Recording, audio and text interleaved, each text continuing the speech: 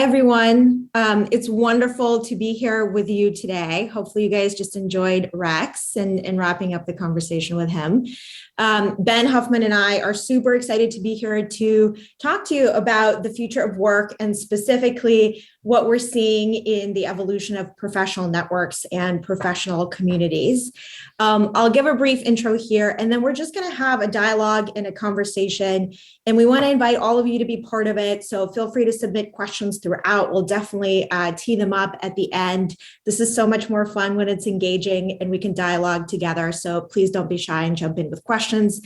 I'm Ann Bordetsky. I'm a partner at NEA. NEA is a global venture capital fund. We invest in consumer and enterprise companies. And one of the reasons that Ben and I are here today is we recently partnered Contra on the Series B. So very, very apropos that we get to discuss this together. Ben Huffman is the founder and CEO of Contra. He's a second-time entrepreneur and someone who's really lived the experience of being an independent and a freelancer. He knows his customer insanely well. So he's the perfect person to be building Contra and really redesigning the future of independent work. So just to tee us up here, and Ben, feel free to give yourself a longer intro as we get started here. But if we think about what's happening with work, right? There's fundamental change happening globally when it comes to the future of work. Of course, there's a rise of flexible work in the workplace. Survey after survey, you guys have all seen the data shows that over 80% of employees don't want to go back to a 5-day week in the office schedule. So expectations have changed profoundly. But there's something else happening as part of the Great Resignation as well, and the decentralization of work.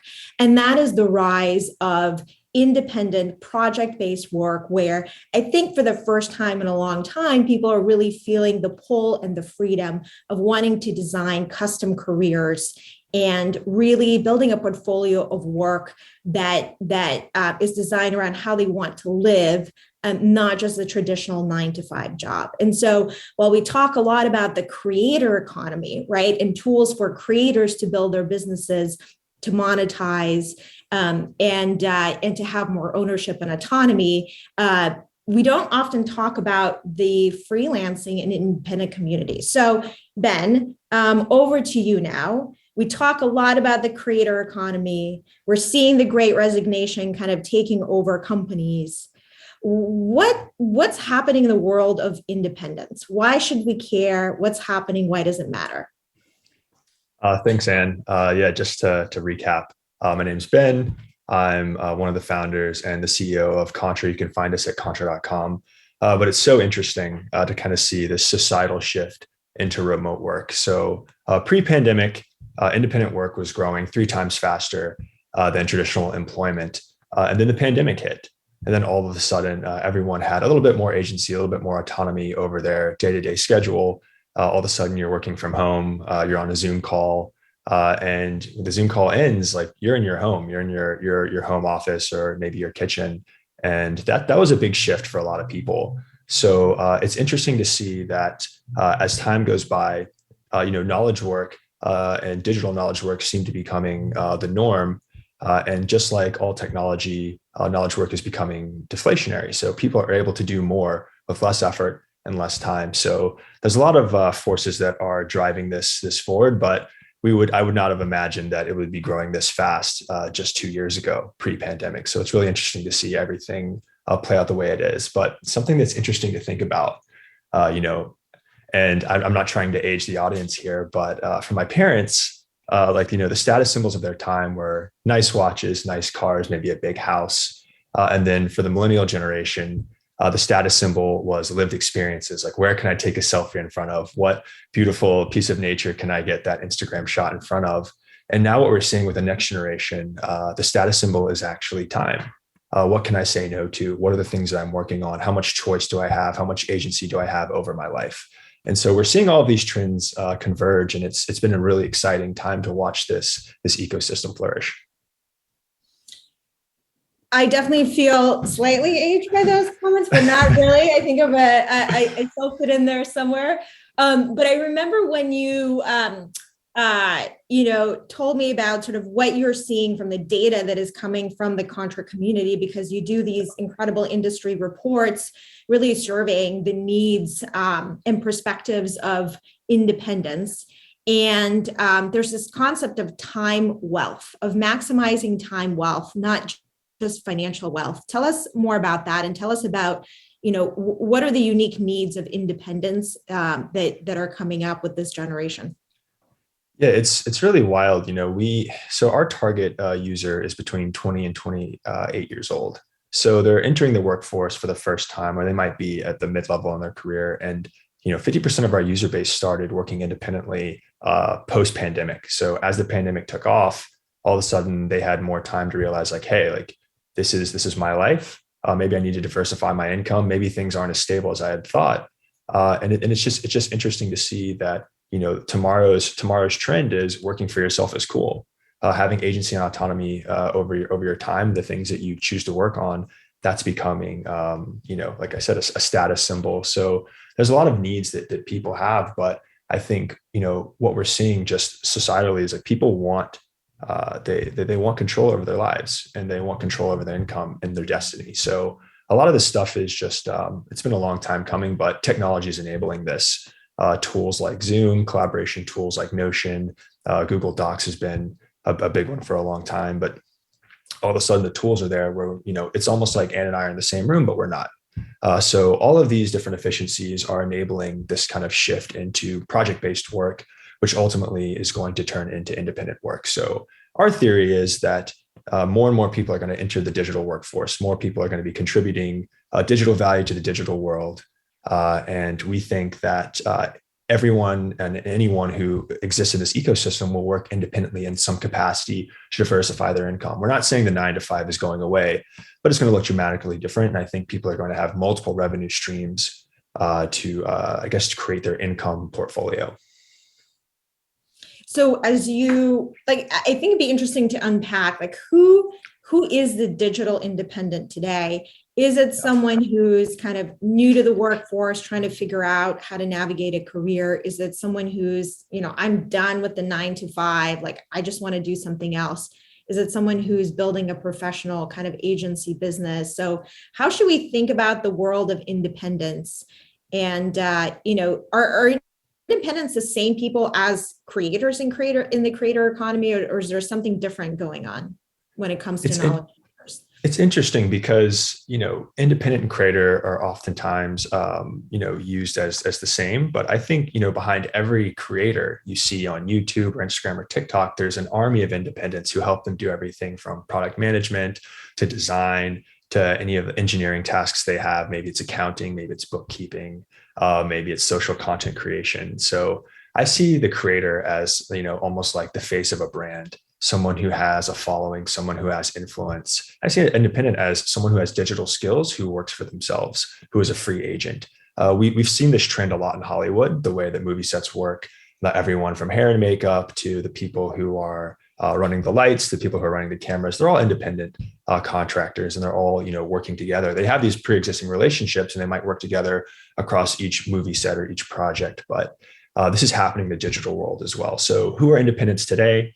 It could be anyone who has digital skills. And I don't think there's a one size fits all for an independent. It could be someone who wants to go full time, create an agency, create their own solo business, maybe the solopreneur. There's also people who have full-time jobs who want to supplement their income. Maybe they want to buy a house, maybe they're saving for their kids' college. And we're seeing it at all different stages of the career. We have executives who are preferring to, do fractionalized executive positions, such as like fractionalized CMO. We also see people coming right out of school saying, I am never going to get a 9 to 5. I'm never going to get a real job or work in an office. I was actually that person. So, we're seeing it, a lot of different ways this is expressing itself. But I think anyone who has digital skills, anyone who produces value digitally for the digital world in some way will be an independent in the future. Yeah, for sure. I think it's sort of the evolution of the side hustle economy that, emerged over the last 10 years. But now, I think socially, we've also normalized having a side hustle, having a side business, right? And having really a portfolio career.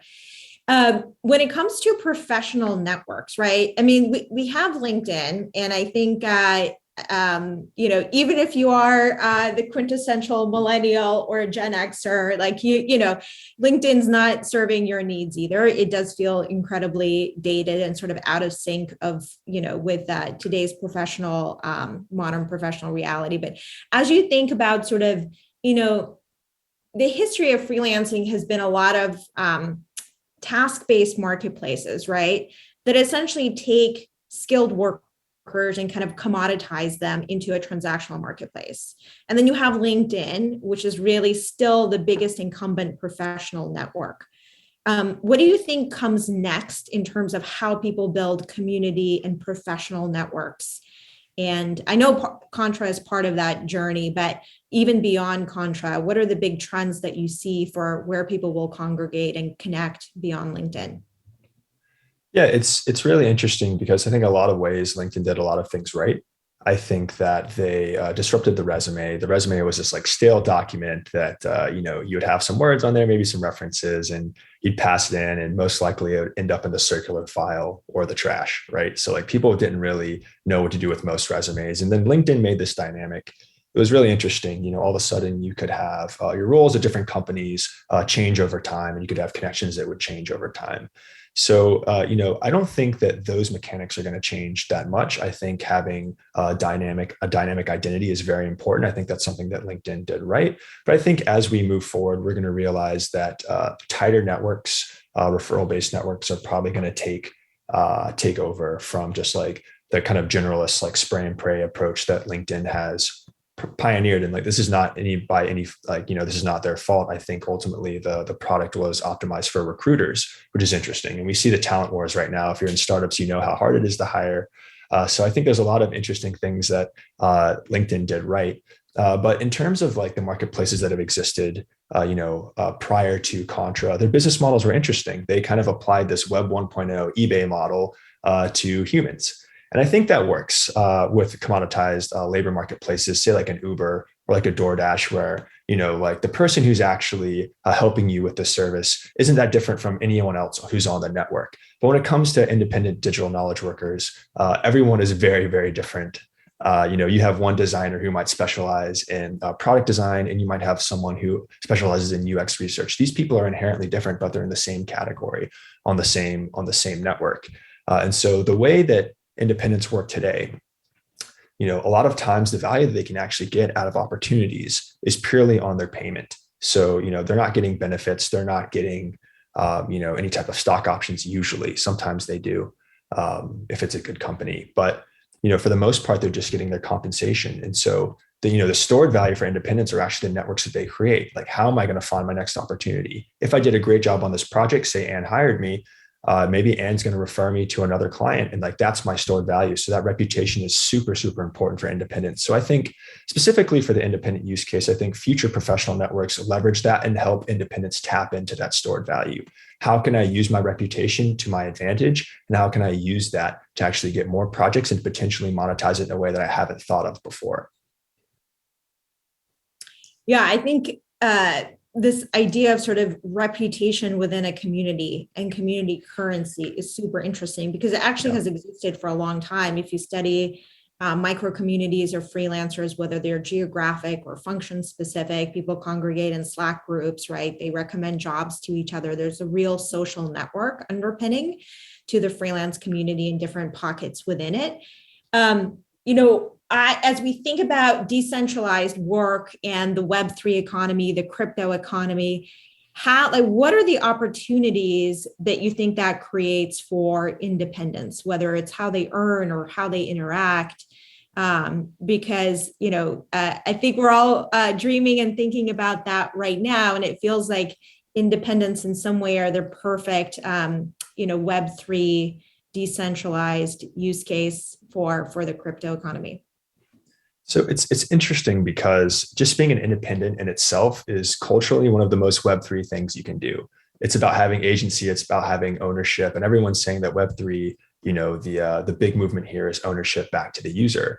And so independents have always really owned their careers, through one way or another, just by choosing the projects they would want to work on. So it's interesting to see that, all work in Web3, if it's for a DAO, is independent work. Even though you're still it's still collaborative, you're still working for yourself. There's no traditional employment agreement in place. And I think the second interesting thing that we're seeing is this commission-free model. This is something that we've adopted. This is something that we've seen in Asia for a long time through platforms like Taobao. But I think this is very applicable to talent marketplaces moving forward, because you have to be additive to the ecosystem. That's one of the things that Web3 is going to force upon the market, is like, you have to be additive. You can't be rent seeking in the Web3 economy. So it's really interesting to see like how this is evolving, but we're definitely here for it. We think there's going to be a lot of interesting ways that independents can monetize that reputation and tap in to that stored value using some of these Web3 applications. Yeah. I mean, there's a kind of a third leg of the stool here, which is really that, the companies, the employers, the people who are creating jobs and work for independents. What trends are you seeing there? And when it comes to, DAOs and sort of thinking about, currency and reputation in a Web3 format, like, are employers ready for that? Are the people who are actually sourcing and paying for this work ready for this, shift that we all want to see? What's happening? How do we bring them along? I think it's going to happen over time. I think, no one's going to be, no one's jumping into Web3 overnight, especially if you're a large enterprise company. But it's interesting to see startups adopt it like crazy. So already, there's I guess you can call it the talent wars, the great resignation. Everyone's trying to hire. If you're a startup right now, everyone's hiring engineers, everyone's hiring designers, everyone's hiring PMs. The reality is it takes, 3 to 5 months to close a good position. So a lot of people are actually turning to flexible work, project-based work to actually fill those positions. And as time goes by, I think people are going to realize, like, the same thing that happened with remote work. Everyone's like, oh, wait, this is temporary. This is going to be something that, everything is going to go back to normal. We're going to be back in offices. We saw that didn't happen. As people get used to utilizing the flexible workforce, utilizing independent workers, I think the same awakening is going to happen. People are going to realize, like, wow, like, this is actually more efficient. It's better for both the independent, the actual employee, and it's better for the company. And I think that's going to be here to stay. So over time, we're going to see a shift into independent work, and whether or not we adopt digital currencies is going to depend. It's going to be dependent on the companies to make it easy. Because I think right now what we're seeing in Web3 is everything's a crypto company. All the design has been done by engineers, and the ease of use is not quite there. But I think there's a huge opportunity to make it very, very easy for people to enter this ecosystem and to actually just completely hide the fact that this is Web3. It's just a product and it works really well. And the underlying technology just makes that possible. So you can think of things like international payments, things like smart contracts. All that stuff is going to be, these are going to be mainstream applications in a couple of years, and you're not going to know that it's crypto or Web3. It's just, it's kind of like the branding of the times. Yeah. I think what we've seen too is that large employers are finally getting really comfortable with embracing flexible project-based work as just a part of their workforce, right? And so, I think Facebook, Google are all great examples of companies, and even Uber to some extent, that rely heavily on contract labor. People may not even know how much around the world, but I think the trend is definitely there. And if you look at surveys of executives, especially in the last sort of 12 to 24 months, executives, over 50%, I think, of sort of Fortune 500 execs are thinking about how to sort of build out a more flexible freelancing-based workforce as part of their talent strategy, and sort of getting comfortable with managing contract labor, even for knowledge work, right? Highly skilled knowledge work in the long run. So I just want to note that if you'd like to drop in some questions into the chat, we'll be seeing them here. So now's the time to tee up some questions for Ben or myself. We're really happy to open up here. Ben, I guess one question for you while we wait for folks to chime in is, how are you using independence in building your own company? I bet there's some founders in the audience. Right? Yeah. You're not just building this for other people, you're using it yourself. Yeah. And you've built an incredible team. So how are you doing that for your own talent strategy? So we hire aggressively out of the Contra community and off the Contra platform. But for all of our special projects, we utilize teams of independents. In fact, we hire independents from other notable companies as well to help us like launch things like microsites, our landing pages, everything from 2D animators with our friends over at Adventure, and also creative engineers for things like WebGL. And anything that we don't specialize internally. I mean, the reality is like you can only hire so many people for your team, and there's always going to be things that are specialist roles that you probably shouldn't hire a full-time person for. And so we actively and I guess work with 10 to 20 independents per month on an ongoing basis, and that number keeps growing every month. So it's definitely something that there's some education that's needed for the general startup ecosystem, but we're seeing startups actually as our fastest growing demand side user base. So we know the enterprise is there. We know that that's always been there. You've seen like Facebook and Google. These are massive, massive employers who actually the majority of their workforce is now independent, which is a lot of people don't know that. But startups are embracing this because of like the hiring challenges that they're facing. And then also it just doesn't make sense for a seed stage or even a Series A company to hire someone who specializes in web animation or WebGL or whatever problem you're solving. There's always someone who is a specialist, and you might not need this person for the next 2 years. You might a 3-month engagement might be good enough. And so for Contra, we do a lot of because I feel like I would have used this at every one of my prior companies. Yeah. Is this idea of hiring on-demand teams, right? Sometimes you got to stand up a cross-functional team really, really fast for a special project, and hiring full-time takes a long time. And also you may not need that team for an enduring sort of role. And so this idea of like on-demand, highly skilled, highly qualified teams, I think is super attractive. Okay, we've got questions coming in, so let me fire them off here. Let's start with the first one. So do you have a framework at Contra for what particular sort of functions and types of work are more easy to fractionalize, right? Yeah. And so not every kind of work lends itself to project-based employment. What are the things that you think are the most viable for fractionalized work? Totally. So I think most digital knowledge work that is visual and I guess like visual or like project based, you can think of like product management. You can think of creative design, brand design, any type of creative engineering, any type of marketing, creative, anything that you would need to make for like distribution. All of these things can be fractionalized. But I think with the tools that are coming out, really like most digital work can be project based. It just depends on how you frame it. So there's not like one certain role that's like perfect to be fractionalized. But in the past, you can think about like how attorneys and accountants would work. I think this is coming for most digital knowledge work. Great. Okay, hot take. Everyone wants to know, what do we think about polywork? So you go first, and then I'll give my take. So I love polywork. I think it's a really cool platform. I think it's really solving a lot of problems from the mid-career to the senior career professional that like maybe like LinkedIn dropped the ball. And I've actually talked to Pete before when he was running Kalo, which was like a freelance management platform. So I know the founder well. I think it's beautifully designed, and I think it's a really cool platform.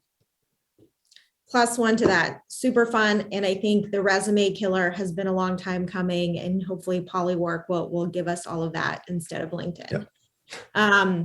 Okay, great. In freelance, I think there's 2 related questions here, and I think we have a European audience here. So they're wondering about, one, like, is this really a global trend, or is this more endemic to America and maybe Europe? And then, in the future of freelancing, how do we think about the role of culture? So I think it's sort of a global trends, is this really something that, other countries and cultures kind of aspire to as much? Yeah, it's absolutely a global trend. We have users in 198 different countries. And I think the people who are, the outsiders looking in to say like the Western world or maybe some of the Western economies, they want access. They want to have access to these types of opportunities. There's so many talented people who are just undiscovered, who don't have a platform to get into tech. And it's blowing my mind. And I think, entrepreneurship is inherently American. Obviously, there's like a lot of the roots come, from there's a lot of European culture there too. But I think that's the one thing that always has like, brought the US together. So if there's one thing that was kind of like the central kind of like of the glue of the American culture, it was entrepreneurship. So in a lot of ways, freelancing independent work is entrepreneurship in its purest form. But I think this is definitely a global phenomenon. The reason why people come to the U.S., the reason why people want to get involved with the U.S. tech market is entrepreneurship.